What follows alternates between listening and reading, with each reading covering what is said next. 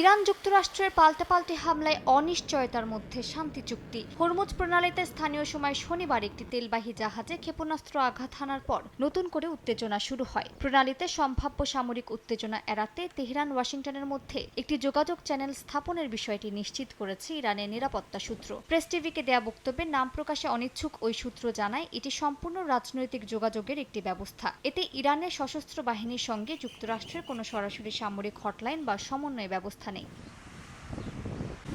এর একদিন আগে ইসলামিক রেভলিউশনারি গার্ড কর্পস বা আইআরজিসির মুখপাত্র হুসেইন মোহেবি যুক্তরাষ্ট্রের সঙ্গে সরাসরি যোগাযোগ লাইন স্থাপনের খবর অস্বীকার করেছিলেন। তবে নতুন এই ব্যাখ্যায় তেহরান বলছে, রাজনৈতিক যোগাযোগের এই ব্যবস্থা কেবল অনাকাঙ্ক্ষিত সামরিক ঘটনা এড়ানোর জন্য। এটি কোনোভাবেই হরমুজ প্রণালীতে জাহাজ চলাচল নিয়ে যুক্তরাষ্ট্রের সঙ্গে যৌথ সমন্বয় বা নিয়ন্ত্রণ ভাগাভাগির ইঙ্গিত নয়।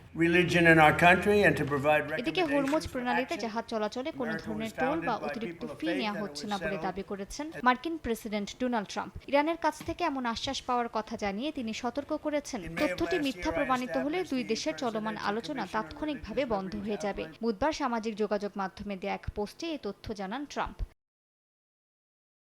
এদিকে সমঝোতা স্মারক লঙ্ঘন করা হলে তার জবাব দ্রুত ও কঠোর হবে বলে হুঁশিয়ারি দিয়েছে ইরান। দেশটির সর্বোচ্চ নেতার জ্যেষ্ঠ উপদেষ্টা মোহসেন রেজায়ের দাবি, ওয়াশিংটন এর মধ্যেই চুক্তির একাধিক ধারা লঙ্ঘন করেছে।